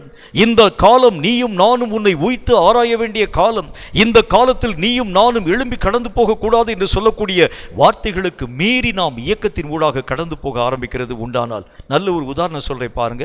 ஆண்டவராகிய தேவன் மோசேயோடு கூட ஒரு வார்த்தை பேசினார். இஸ்ரவேல் மக்கள் தங்களை கெடுத்துக்கொள்ள ஆரம்பிச்சிட்டாங்க, இனி நான் அவர்களோடு கூட வரமாட்டேன். இந்த மலையிலே ஏறி எல்லா விதமான அந்நிய ஜனங்களை அழிக்க வேண்டும் என்கிற ஒரு காரியத்தை நான் அவர்களோடு கூட பேசியிருந்த பொழுதிலும் அவர்கள் அந்த காரியத்திற்கு செவிகொடாமல் போனதுனால இனி நான் அவர்களை புறம்பே தள்ளிவிட்டேன் என்று கர்த்தராகிய தேவன் பேசினார். இந்த வார்த்தைகளை மோசே என்கின்ற மனிதன் இஸ்ரவேல் மக்களோடு கூட பேசின பொழுது எல்லா ஜனங்களும் வஸ்திரங்களை கிழித்து கொண்டு அழுது புலம்பி அவர்கள் ஒரு காரியத்தை யோசிக்க ஆரம்பிச்சாங்க. எல்லாரும் உட்கார்ந்து பேசினாங்க, ஆண்டவராகிய தேவனுக்கு விரோதமான பாவம் செஞ்சிட்டோம், இப்பொழுது நாம் இந்த நேரத்திலே மலையின் மேல் ஏறும்படிக்காய் கடந்து போவோம். மோசே பின்னால் சொல்றார், போகாதீங்க, கர்த்தராகிய தேவன் உங்களோடு கூட இருக்க மாட்டார். அவர்கள் இந்த காரியங்களை மீறி கடந்து போன பொழுது அநேகம் விதமான மக்களால் அவர்கள் மெய்யாகவே கொலை செய்யப்படக்கூடிய நிலைகளை கர்த்தருடைய வேதம் நமக்கு சொல்லக்கூடிய வார்த்தைகளின் ஊடாக பார்க்க முடியும். அப்படின்னா என்ன அர்த்தம்? மாம்சம் சில நேரங்களில் உணர்ச்சி வசப்பட்டு தன்னுடைய பலத்தை காண்பிக்கும்படிக்காய் தீவிரப்பட ஆரம்பிக்கிறதை பார்க்க முடியும். மாம்ச பலம் எல்லாம் ஆவிக்குரிய நிலைகளிலே எவ்வளவேனும் ஒத்து வருகிறதே இல்லை. மாம்சத்தினுடைய தன்மைகள் என்கிறது வேறு, மாம்சத்தினுடைய யோசனை என்கிறது வேறு, மாம்சத்தினுடைய அணுகுமுறை என்கிறது வேறு, மாம்சத்தினுடைய சித்தம் என்கிறது வேறு. ஆவிக்குரிய நிலை என்கிறது இந்த காரியங்களுக்கும் அந்த காரியங்களுக்கும் எவ்வளவேனும் ஒத்ததாக இருக்கக்கூடிய ஒரு தன்மையோடு கூட காணப்படக்கூடியவைகள் அல்ல. முதல் நீங்க புரிஞ்சுக்கங்க, இந்த ஆவிக்குரிய காரியங்களை நீங்களும் நானும் செயல்படுத்த வேண்டும் என்று சொன்னால் மாம்சீக பலம் முதல் காரியம் புறம்பே தள்ளப்பட வேண்டியது அவசியம். இந்த மாம்ச பலம் உள்ள வந்துச்சுன்னா என்ன நடக்கும் அப்படிங்கிறதை நீங்கள் மெய்யாகவே கற்றுக்கொள்ள வேண்டியது அவசியம். ரோமருக்கு எழுதப்பட்ட நிருபம் 12வது அதிகாரம் 3வது வசனம் இந்த வார்த்தையை நமக்கு சொல்கிறது. ரோமர் 12:3 நிதானமாய் வாசிக்க கேளுங்கள். அல்லாமலும் எனக்கு அருளப்பட்ட கிருபையினாலே நான் சொல்லக்கூடியதாவது உங்களில் எவனானாலும் தன்னை குறித்து எண்ண வேண்டியதற்கு மிஞ்சி எண்ணாமல் அவனவனுக்கு தேவன் பகிர்ந்த விசுவாச அளவின்படியே பகிர்ந்து அளித்த விசுவாச அளவின்படியே தெளிந்த எண்ணமுள்ளவனாய் எண்ண வேண்டும். எப்படி சொல்றாரு? அவனவன் தனக்கு மிஞ்சின காரியங்களை யோசிக்க கூடாது. அந்த கர்த்தருடைய வேதத்தில் நம்ம வந்து நல்ல ஒரு காரியத்தை பார்க்குறோம். தாவீது கோலியாத்தினுடைய சம்பவத்தில் இந்த கோலியாத்து என்கின்ற மனிதன் மாம்சீக பிரகாரமாய் காணப்பட ஆரம்பித்ததினாலே எண்ண வேண்டியதற்கு மிஞ்சி அவன் காரியங்களை உருவாக்க ஆரம்பிக்கின்றான். எதிரிய அந்த மனிதன் எளிதாக மதிப்பிடக்கூடிய ஒரு மனிதனாய் விளங்க ஆரம்பிக்கிறதை கர்த்தருடைய வேதம் நமக்கு சுட்டி காண்பிக்கிறது. எல்லா ஜனங்களும் நின்று கொண்டிருக்கக்கூடிய நேரத்தில் தாவீது என்கின்ற சின்ன பையன் வந்து நிற்கிறான். ஒரு இடத்துல ஒரு சின்ன பையன் நமக்கு முன்பதாக வந்து நிற்கிறது உண்டானால் ஒரே ஒரு விஷயத்தை நீங்கள் சரியாக புரிந்து கொள்ள வேண்டும். எதிரியாக காணப்படக்கூடிய ஒரு மனிதன் சிறியவனோ பெரியவனோ, முதல் காரியம் நீங்களும் நானும் அவனை குறைத்து மதிப்பீடு செய்யக்கூடாது. அந்த மனுஷனுடைய காரியங்களை குறித்து நீங்களும் நானும் முதல் காரியம் உள்ளான காரியங்கள் யாவற்றையும் ஆராய்ந்து பார்க்க வேண்டியது அவசியம். ஆனால் இந்த கோலியாத்து தாவீதை கண்ட மாத்திரத்திலே ஏளனமாய் சிரிக்கக்கூடியவனாய் விளங்க ஆரம்பிக்கிறதை பார்க்க முடியும். அதுக்கு காரணம் என்ன? மாம்சீகமான பலத்தை நம்பி வந்த கோலியாத்து, மாம்சீகமான கிரியைகளை நம்பி வந்த கோலியாத்து, தன்னுடைய உடல் வலிமையை நம்பி வந்த கோலியாத்து, தன்னுடைய கரங்களிலே வைத்திருக்கக்கூடிய ஆயுதங்களை நம்பி வந்த கோலியாத்து, தன்னோடு கூட காணப்படக்கூடிய படை வீரர்களை நம்பி வந்த கோலியாத்து, முன்பதாக காணப்படக்கூடிய அந்த சின்ன பையன் எனக்கு முன்பதாய், என் ராஜ்யத்திற்கு முன்பதாய், என் தேசத்திற்கு முன்பதாய், என் ஆயுதத்திற்கு முன்பதாய், நான் பலத்தினுடைய புய பலத்திற்கு முன்பதாய் அவன் எம்மாத்திரம் என்று சொல்லி குறைவாய் மதிப்பீடு செய்யக்கூடிய ஞானம் வாய்ந்தவனாய் காணப்படுகிறதுனால மகா பெரிய தோல்வியை அவன் தன் வாழ்க்கையிலே சந்திக்கக்கூடியவனாய் விளங்க ஆரம்பிக்கிறதை பார்க்க முடியும். இப்போ வசனத்தில் என்ன ஒரு காரியத்தை பார்க்கணும்? ஒரு மாம்ச பலத்தினாலே ஆவிக்குரிய நிலைகளை நிதானிக்க உங்களால் என்னாலே முடியாது. ஒரு மாம்சத்தினுடைய தன்மைகள், மாம்சத்தினால நீங்களும் நானும் உணர்ச்சி வசப்பட்டு நம்ம கத்தலாம், உணர்ச்சி வசப்பட்ட காரியங்களை உருவாக்க முடியும். இந்த வார்த்தையை சொல்லும் போதுதான் எனக்கு ஒரு சம்பவம் ஒன்று நினைவுக்கு வருகிறது. ஒரு நல்ல ஒரு சகோதரிக்கு ஒரு 12 பேர் அடங்கின ஒரு குரூப் ஒன்று வச்சு அவங்க வந்து ஃபார்ம் பண்ணி நடத்திட்டு வந்தாங்க. அந்த குழுக்கள் அத்தனை விதமான மக்களும் இரத்த சாட்சிக்காக அழைக்கப்பட்டவர்கள் என்கின்ற அழைப்பினாலே அழைக்கப்பட்டு அவங்களுக்கு இந்த அம்மா தான் வந்து ட்ரைனிங் கொடுக்கக்கூடிய ஒரு அம்மாவாக இவங்க வந்து என்ன செய்வாங்க? எப்படி ஊழியங்களை செய்ய வேண்டும், எப்படி காரியங்களை உருவாக்க வேண்டும், எப்படி ஊழியங்களிலே என்ன விதமான பிரசங்க வாக்கியங்களை எடுக்க வேண்டும், எல்லா விஷயங்களையும் அந்த 12 வாலிப பிள்ளைகளுக்கும் போதிக்கிறது அவங்களுடைய வழக்கம். ஒரு நாளில் ஒரு ஊருக்கு அவர்கள் கடந்து போக வேண்டிய ஒரு சூழ்நிலை. அந்த ஊருக்கு இந்த 12 வாலிப பிள்ளைகளையும் கூட்டிகிட்டு போகிறாங்க.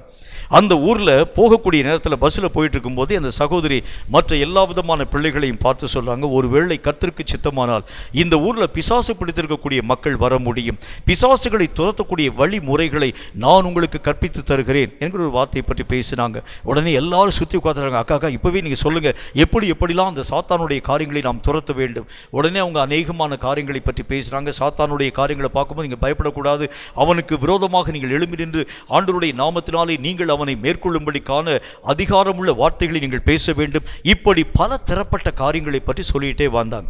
அவங்க போகக்கூடிய ஊரும் வந்துருச்சு. ஊர் வந்த மாத்திரத்தில் என்ன விதமான விஷயங்கள் உருவாக்கப்பட ஆரம்பித்து ஊருக்குள்ளே போனாங்க. அந்த அருமையான சகோதரி சொன்ன மாதிரி ஒரு பிசாசு பிடித்திருக்கக்கூடிய ஒரு அருமையான ஒரு அம்மா வந்துட்டாங்க. அவங்க அந்த ஊழியம் ஆரம்பித்ததிலிருந்து கடைசி வரைக்கும் போடக்கூடிய சத்தத்தை விடவே இல்லை. பயங்கரமாய் கத்துன்னு கத்தி அலறி சத்தம் போட்டு இங்கும் அங்கும் அலைக்கழிக்கக்கூடிய ஒரு நிலை. அந்த கூட்டமெல்லாம் முடிஞ்சிருச்சு.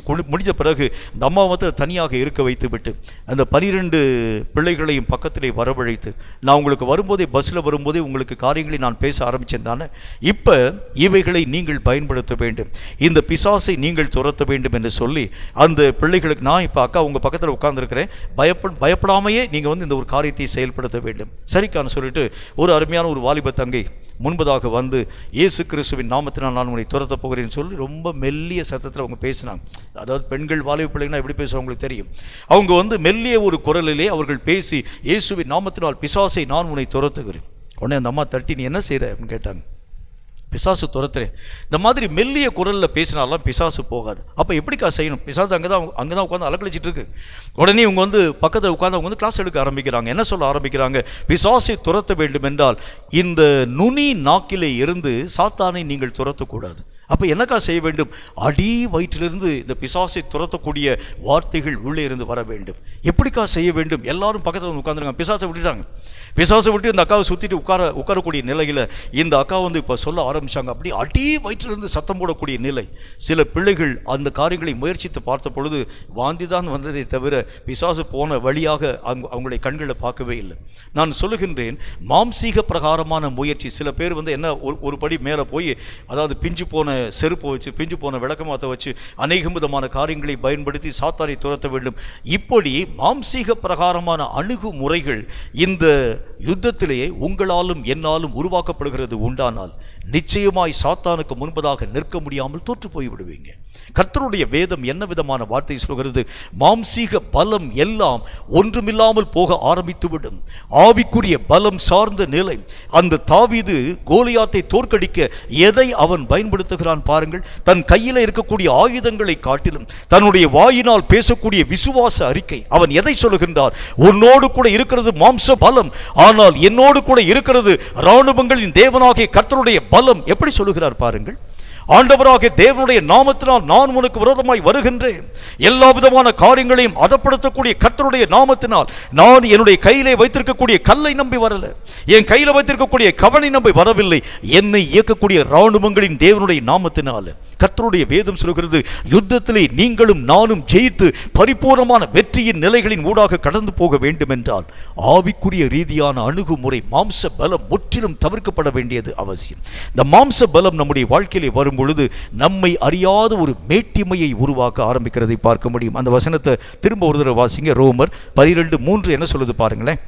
அல்லாமலும் எனக்கு அருளப்பட்ட கிருபையினாலே நான் சொல்லக்கூடியதாவது உங்களில் எவனானாலும் தன்னை குறித்து என்ன வேண்டியதற்கு மிஞ்சி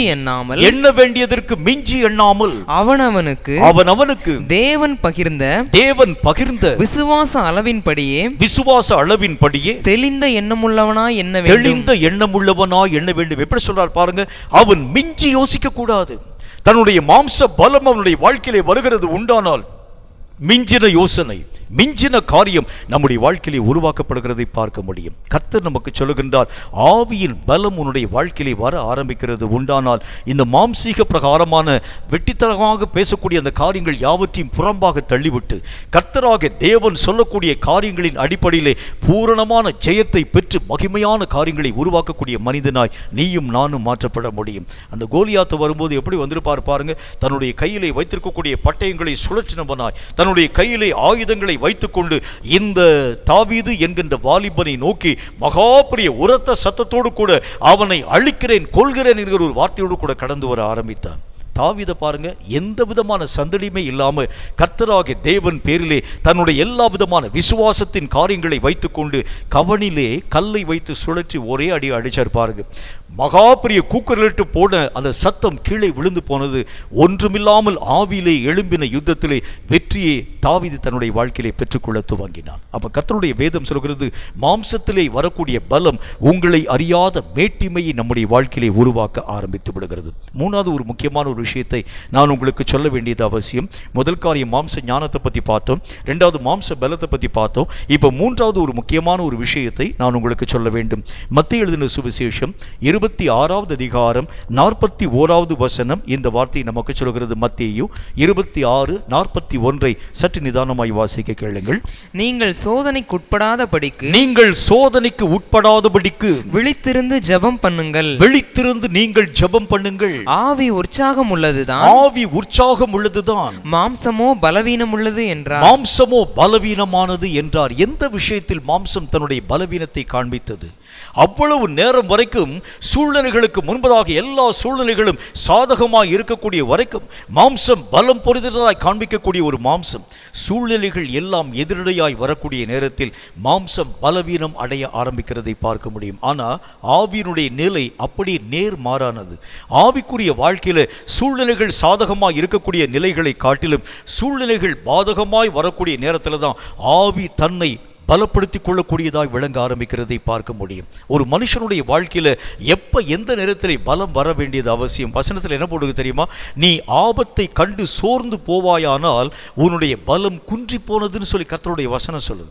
ஆபத்தை காணக்கூடிய நேரத்தில் நீ உன்னை பலவானாய் நிறுத்த வேண்டியது அவசியம். ஆண்டவராகிய இயேசு கிறிஸ்து வாழ்ந்த அந்த காலத்தில் அவருடைய முக்கியமான பலம் சார்ந்த காரியம் எங்கே காணப்பட ஆரம்பித்தது? கடைசி நேர யுத்தம், கடைசி நேர போர். அதற்கு முன்பதாக காணப்படக்கூடிய வரைக்கும் ஆண்டவராகிய தேவன் செய்த ஊழியங்கள்ல, தேவன் பாராட்டின அநேக விதமான அற்புதங்கள்ல, அதிசயங்களில் எல்லாம் ஆண்டவராகிய தேவன் தன்னுடைய பலமான காரியங்களை காண்பிக்கல. ஆனால் அவருடைய பலம், ஒட்டுமொத்த பலம் எங்கே காண்பிக்கப்பட துவங்கிட்டு? கடைசி இறுதி யுத்தத்தில் முழு பலத்தோடு கூட சாத்தானுக்கு விரோதமாக எழும்பி நிற்கக்கூடியவராய். ஆனால் இந்த மாம்சம் சார்ந்த சீஷர்களுடைய நிலைகளை பாருங்கள். அவர்கள் எல்லாரும் சூழ்நிலைகள் வந்த மாத்திரத்தில் இருக்கக்கூடிய இடம் இல்லாமல் ஒரே ஓட்டமாய் ஓடி போகிறதை பார்க்க முடியும். மாம்சத்திலே வரக்கூடிய பலவீனம் எப்படிப்பட்ட பலவீனம்? சூழ்நிலைகள் நமக்கு சாதகமாய் இருக்கக்கூடிய வரைக்கும் தன்னை பலவானாய் காட்டிக்கொள்ள ஆரம்பிக்கும். ஆனால் அதே சூழ்நிலைகளை நமக்கு எதிரடையாய் பாதகமாய் எழும்பி வர ஆரம்பிக்கிறது உண்டானால் இந்த மாம்சம் மெய்யாகவே பலவீனமாய் காணப்பட்டு இந்த மாம்சம் தன்னுடைய நிலைகளை விட்டு ஒரே ஓட்டமாய் விலகி ஓடுகிறதை பார்க்க முடியும். நிறைய பேர் இந்த நாட்களில், கடைசி நாட்களில் ஆண்டவராகிய தேவனுடைய அபிஷேகத்தை விட்டு விலகி ஓடுகிறதனுடைய காரணம் என்ன தெரியுமா? ரட்சிப்பினுடைய நிலைகளை தாண்டி ஓடுகிறதன் காரணம் என்ன தெரியுமா? பிரச்சனைகள் வந்த மாத்திரத்தில் எதிர்த்து நிற்க முடியாமல் அந்த பிரச்சனைகளுக்கு முன்பதாக அவர்கள் தங்களுடைய ஆவிக்குரிய நிலைகளையே விட்டு ஓடி போகிறதன் காரணம் என்ன தெரியுமா? அவர்கள் எல்லாவற்றிற்கும் காரணம் மாம்சத்தினுடைய பலவீனம். இன்னும் மாம்சம் அவர்களை ஆளுகை செய்திருக்கிறது. அந்த மாம்சம் பலவீனப்படுத்தி உன்னால் இவைகளை ஜெயிக்க முடியாது, உன்னால் இந்த காரியங்களை மேற்கொள்ள முடியாது, உன்னால் இந்த காரியங்களை சாதிக்க முடியாது என்று பேசி பேசி பேசி உன்னையும் என்னையும் அறியாத பலவீனத்தின் நிலைகளை உருவாக்க ஆரம்பித்து விடுகிறது. கேட்கும் கர்த்தருடைய பிள்ளையே, இந்த மாம்சீக பலம் நம்முடைய வாழ்க்கையிலே வர ஆரம்பிக்கிறது உண்டானாலும் சரி, மாம்சீக பலவீனம் நம்முடைய வாழ்க்கையிலே வர ஆரம்பிக்கிறது உண்டானாலும் சரி, ஒரு ஆவிக்குரிய மனிதன் தன்னுடைய ஆவிக்குரிய நிலைகளை இழந்து போய்த்தான் தீர வேண்டும் என்று கர்த்தர் நமக்கு சொல்லுகின்றார். ஒரு மனுஷனுடைய ஆவிக்குரிய வாழ்க்கையிலே வரக்கூடிய பலம், மாம்சத்தினுடைய பலவீனங்கள் எல்லாவற்றையும் மேற்கொள்ளக்கூடிய சக்தி வாய்ந்தது, எல்லா காரியங்களையும் உருவாக்கக்கூடிய வல்லமை பெற்றது. ஆனால் இந்த மாம்சத்திலே காணப்படக்கூடிய பலவீனத்தினுடைய காரியம் வர வர வர வர உங்களையும் என்னையும் அறியாத சோர்வு, உங்களையும் என்னையும் அறியாத ஒரு துக்கம், இனி இந்த உலகத்திலே வாழ என்னால் முடிகிறது இல்லை, எல்லா விதமான வாசல்களும் அடைக்கப்பட்டாயிற்று, இனி எனக்கு மார்க்கமே இல்லை, வழியே இல்லை. கர்த்தருடைய வேதம் என்ன விதமான வார்த்தையை சொல்கிறது? அடைக்கப்பட்ட இடங்களில் தான் ஆண்டவராக தேவன் புதிய கதவுகளை திறக்கிறேன் என்று சொல்லுகின்றார். வேத புஸ்தகத்தில் ஆகார் தன்னுடைய வாழ்க்கையில எல்லாவற்றையும் இழந்து போனதைப் போல ஒரு பெரிய ஒரு மகாபிரிய வறட்சியான ஒரு சூழ்நிலை, தன்னுடைய சொந்த புருஷனாய் காணப்படக்கூடிய ஆபிரகாம் இந்த ஆகாரை துரத்திவிடக்கூடிய ஒரு நேரம், எஜமாட்டி அவளை ஜென்ம பகையாய் பகைக்கக்கூடிய ஒரு நேரம், தன்னுடைய ஒரே மகனாய் காணப்படக்கூடிய இஸ்மவேலை தூக்கி கொண்டு ஆகார் வனாந்தர வெளியிலே ஓடக்கூடிய அந்த ஒரு நேரம், உலகமே இருண்டு போற ஒரு நிலை, எல்லா விதமான காரியங்களையும் இழந்து போனதை போற ஒரு சூழ்நிலை. இப்பொழுது அந்த பிள்ளையாய் காணப்படக்கூடிய இஸ்மவேல் ஆகாரை பார்த்து கேட்கிறான், அம்மா எனக்கு ரொம்ப தாகமாய் இருக்கிறது, தாகத்திற்கு எனக்கு தண்ணீர் வேண்டும். அவள் தன் மேலே வைத்திருக்கக்கூடிய துருத்தியை எடுத்து பார்த்த பொழுது ஒரு துளி தண்ணீர் கூட அதில் இல்லை. உடனே அந்த பெண் அந்த இஸ்மவேலை பக்கத்தில் தூக்கி வைத்துவிட்டு ஆண்டவராகிய தேவனை நோக்கி ஜெபிக்க துவங்க ஆரம்பிக்கிறதை பார்க்கிறோம். ஆண்டவரே, வழியிலே எல்லா விதமான காரியங்களை நான் இழந்து போய்விட்டேன். எல்லா விதமான நிலைகளை நான் மெய்யாகவே நான் தோற்று போகக்கூடிய நிலைகளிலே, நான் தள்ளுண்டு போகக்கூடிய நிலைகளிலே நான் காணப்பட நேரக்கூடிய அந்த சூழ்நிலைகளின் ஊடாக நான் கடந்து போக ஆரம்பித்தேன். எல்லா இடங்களிலும் நான் வெறுக்கப்பட்ட ஒரு சூழ்நிலை, எல்லா இடங்களிலும் நான் புறக்கணிக்கப்பட்ட ஒரு சூழ்நிலை, எல்லா இடங்களிலும் கைவிடப்பட்ட ஒரு நிலை. இப்பொழுது என்னுடைய பிள்ளைக்கு உரிய தாகத்தையும் தீர்க்க எனக்கு வழி இல்லை. ஆண்டவராக தேவன் தம்முடைய வார்த்தையின் மூலம் பேசுகிறார். ஆகாரே, இப்போ உனக்கு என்ன நடந்துச்சு? நீ ஏன் இந்த ஒரு காரியத்தை குறித்து பயம் கொள்ள வேண்டும்? கர்த்தராகிய தேவன் ஆகாரின் கண்களை திறந்த மாத்திரத்திலே அங்கு காணப்பட்ட ஊற்றை அவளுடைய கண்கள் கண்டு அவள் துருத்திலே நிரப்பிக் கொண்டு அவளுடைய பிள்ளைக்கும் அந்த நீரை வார்க்கக்கூடிய ஒரு நிலைகளை பார்க்க முடியும். இஸ்மவேலை குறித்து ஆண்டவராகிய தேவன் தீர்க்கமான அநேகமான வார்த்தைகளை பேசுகிறதை பார்க்க முடியும். மாம்ச பலவீனம் எப்படிப்பட்டது என்றால், இனி என்னுடைய வாழ்க்கை எல்லாம் முடிஞ்சிருச்சு, என்னால் இனி எந்த விதமான காரியத்தையும் செய்ய முடியாது.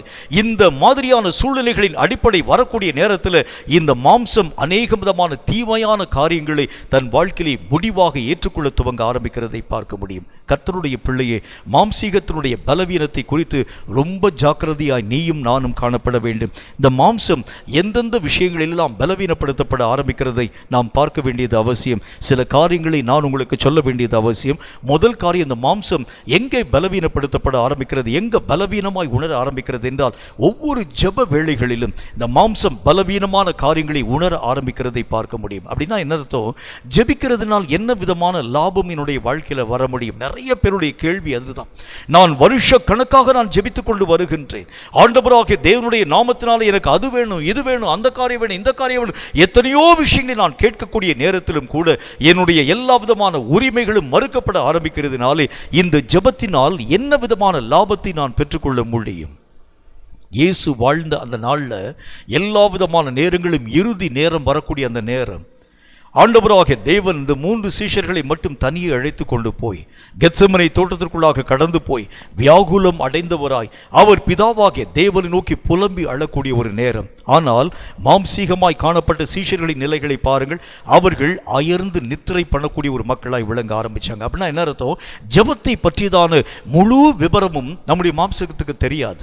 ஆகவே இந்த மாம்சம் எதிலே பலவீனத்தை காண்பிக்க ஆரம்பிக்கிறது? ஜெப நேரங்கள் எல்லாவற்றிலும் கூட நிறைய நேரத்தில் உங்களாலும் என்னாலும் ஜெபிக்க முடியாமல் வரக்கூடிய சூழ்நிலைகளுக்கு விரோதமாய் காணப்படக்கூடிய தன்மைகள் உருவாக்கப்படுகிறதின் காரணம் என்ன தெரியுமா? இந்த மாம்சம் பலவீனப்படுத்தக்கூடிய மாம்சம் உங்கள் ஜெபத்தை பலவீனப்படுத்தும்படியான காரியங்களை உருவாக்க ஆரம்பித்து விடுகிறது. ஜெபத்திலே உங்களாலும் என்னாலும் கான்சென்ட்ரேட் பண்ண முடியாது இருக்கக்கூடிய சூழ்நிலைகள், ஜெபத்திலே இங்கும் அங்கும் அலைப்பாயக்கூடிய நிலைகளை உருவாக்கக்கூடிய தன்மைகள் மாம்சத்தின் பலவீனத்தால் தோற்றுவிக்கப்படுத்துவங்க ஆரம்பிக்கிறது. முதல் நீங்க நல்லா புரிஞ்சுக்கணும், இந்த ஜெபம் தான் எல்லா விதமான காரியங்களையும் சூழ்நிலைகளையும் தலை கீழாய் மாற்றக்கூடிய வலிமை பெற்றது. இந்த ஜெபமாகிய ஆயுதம் ஒரு மனுஷனுடைய வாழ்க்கையிலே பயன்படுத்தப்பட ஆரம்பிக்கிறது உண்டானால் அவனால் காரியங்கள் யாவற்றையும் தோற்கடிக்கக்கூடிய ஒரு மனிதனாய் அவன் விளங்க ஆரம்பிக்கிறதை பார்க்க முடியும். எல்லா விஷயத்தையும் இந்த உலகமே அவனுக்கு எதிரடையாய் கடந்து வர ஆரம்பித்தாலும் முழங்கால் படியிடக்கூடிய மனிதனால் ஜெயிக்க முடியாத தன்மைகள் இந்த உலகத்திலே ஒண்ணுமே இல்லை பிரியமானவர்களே. ஆனால் இந்த மாம்சம் உங்களுடைய ஜெப வாழ்க்கையிலே அநேக விதமான சோர்வுகளை உருவாக்க ஆரம்பிக்கிறதை பார்க்க முடியும்.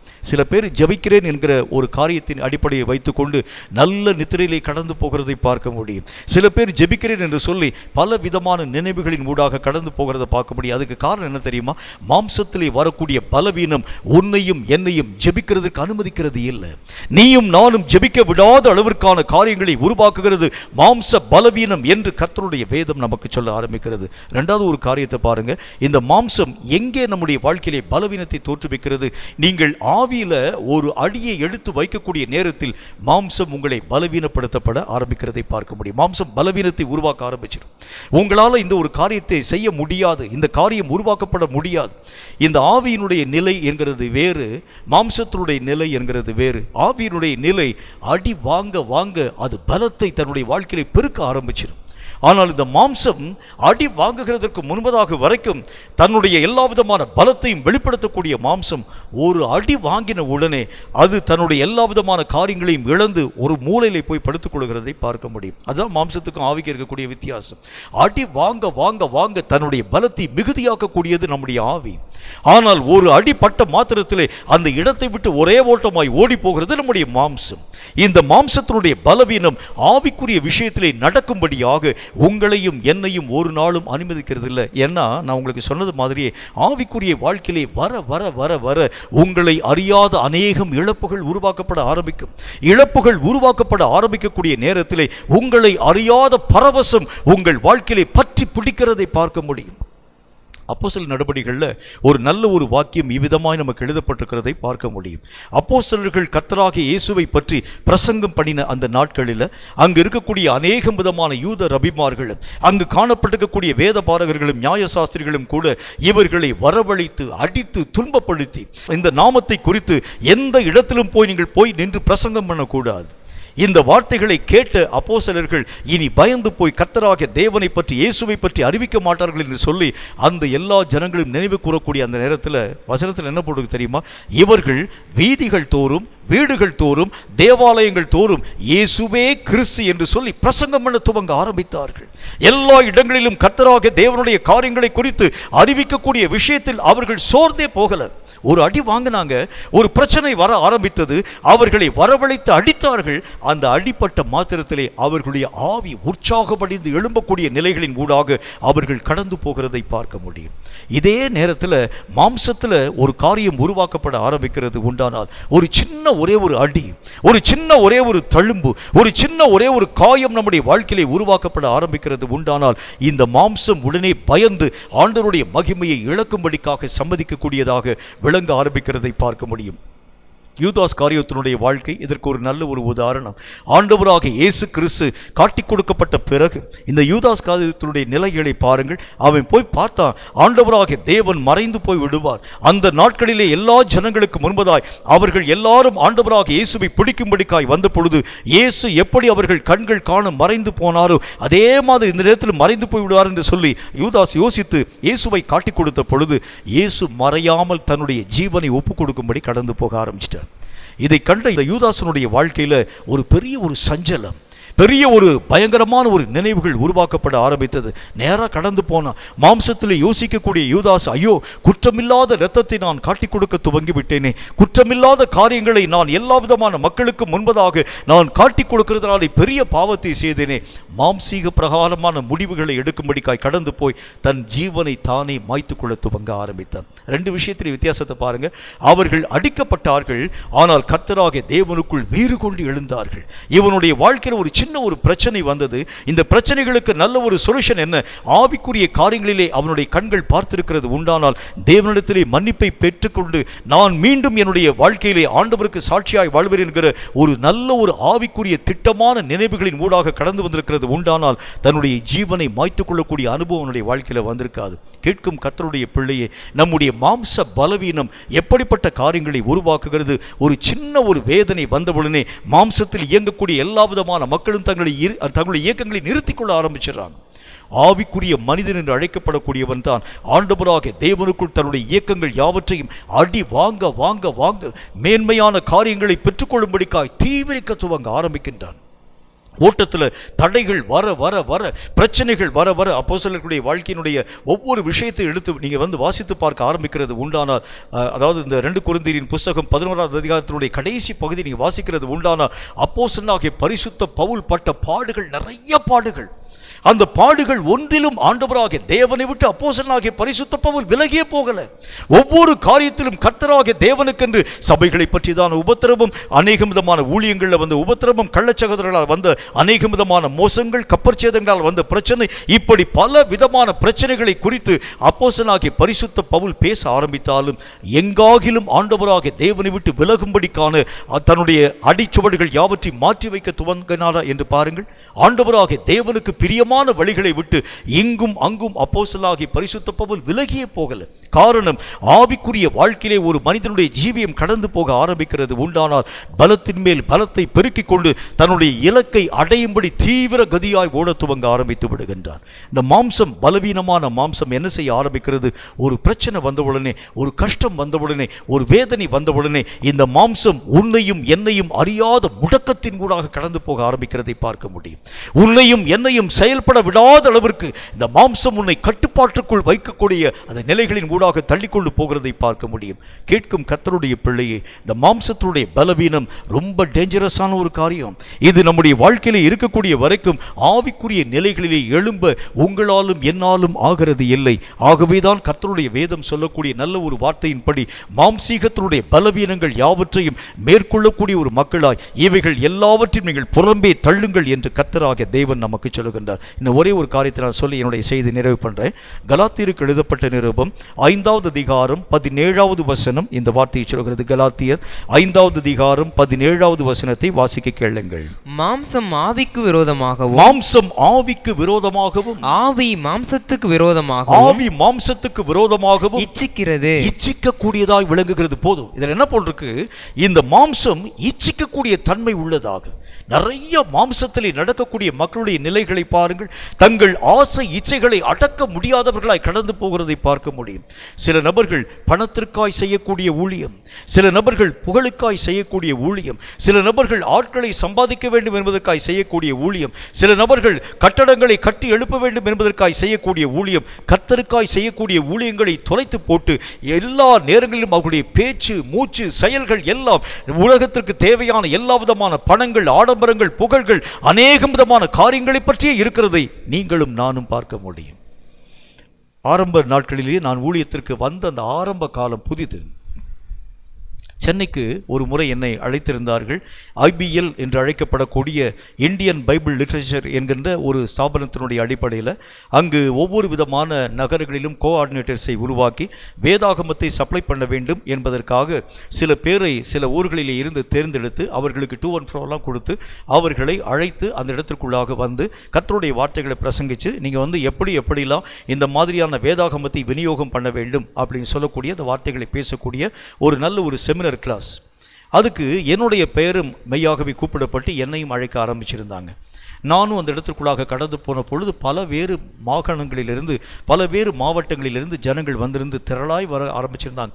ஒருவருக்கு ஒருவர் நாங்கள் அறிமுகமாக்கப்பட்டு 3 நாட்கள் கூட்டம். அதில் முதலாவது நாளில் ஒரு ஆங்கில அதாவது ஒரு இங்கிலாந்து நாட்டைச் சேர்ந்த ஒரு மனிதன் பிரசங்கம் பண்ணுகின்றார். அவர் அதாவது ஆங்கிலத்தில் பேசுகின்றார். ஆங்கிலத்தில் பேசக்கூடிய வார்த்தை கேட்டுட்டு இருக்கிறார். பக்கத்தில் இருக்கக்கூடிய ஒரு சகோதரன் முன்னப்பின பார்த்தது கூட கிடையாது.